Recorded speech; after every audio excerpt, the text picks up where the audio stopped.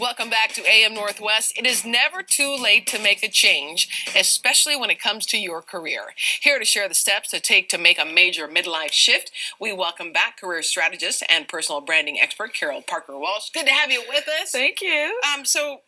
Changing careers has got to be super stressful. Oh, it's very stressful. Yeah. And particularly the American Stress Institute actually ranked it amongst the top 20th most life challenging, stressful events that you could go through.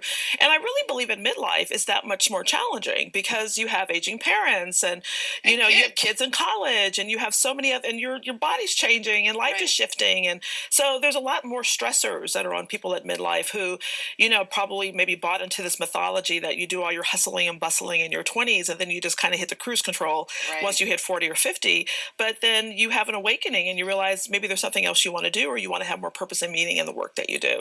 One of the things you talk about is as we get older, we have increasingly more self-doubt. Yes. So you say to unveil your superpower. Yes, that's my big thing. Unveil. I love superheroes, so it's a lot of analogies there, but absolutely. And so, as I said, as you get older, your body's shifting. There's a lot of things that are changing in your life, so you start to doubt yourself. You start to look around at the technology that's changing, and you tend to focus on the things that you don't know as opposed to things that you do know.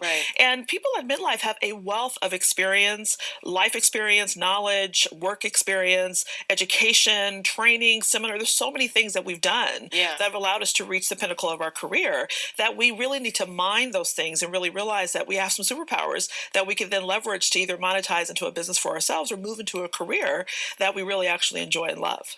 So how then do you find it? Do you set an intention for what you're looking for?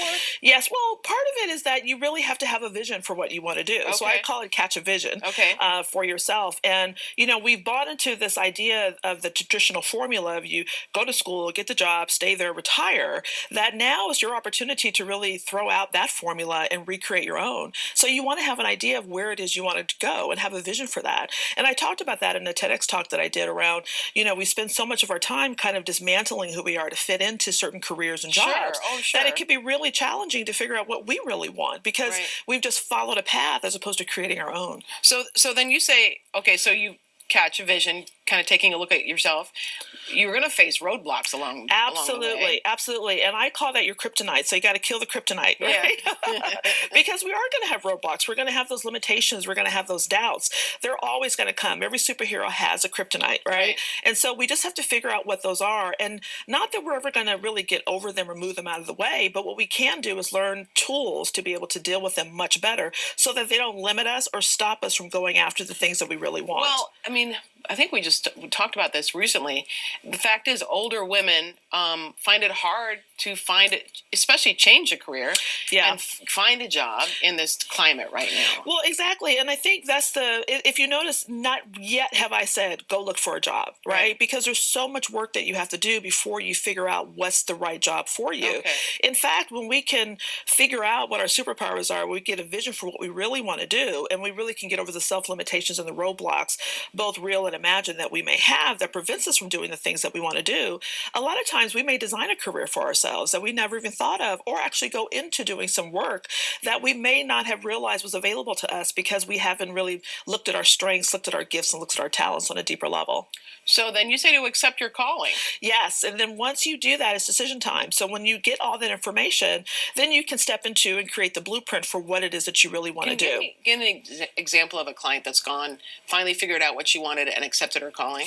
Yeah. So I had a client that had been an attorney for a lot of years, and she really wanted to start a nonprofit. She had a lot of years, a lot of experience, and wanted to create a center. Actually, she wanted to name after her grandmother that would allow her to do work for the inner city and for at-risk children.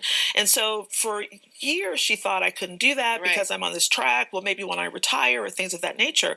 But when she really looked at her skills and her strengths and what she really loved to do, when she started to really get a vision and see it as reality and not just an idea or a fantasy, she was actually able to leverage the work that she does now to be able to start her on the path to open up her foundation and to do the work that she wants to do and to really move into an executive director role. Now, this is a process. So it's not like one day I know what I want to do and then tomorrow I quit my job and go do it. This is not what I'm advocating. But what you want to do is when you get an idea of what it is and you accept that calling, then what you do is to activate the plan and you put something in place, and then you begin to slowly create the process process to move into the work that you're meant to do in the world. Before you activate the plan, do you suggest hanging on to your regular job until you figure it out? Absolutely. That's one of the biggest mistakes I think people make, is that they think they figure out what they want to do, and they put all their eggs in that basket, and they jump and realize maybe 6 months from now it's not it. Right. Sometimes people follow their passion and realize that, well, it's a passion because I love doing it for me, not for other people. Right. And then they need to reverse that process. Making it a profession took the fun out of it. Absolutely. So I suggest, when you are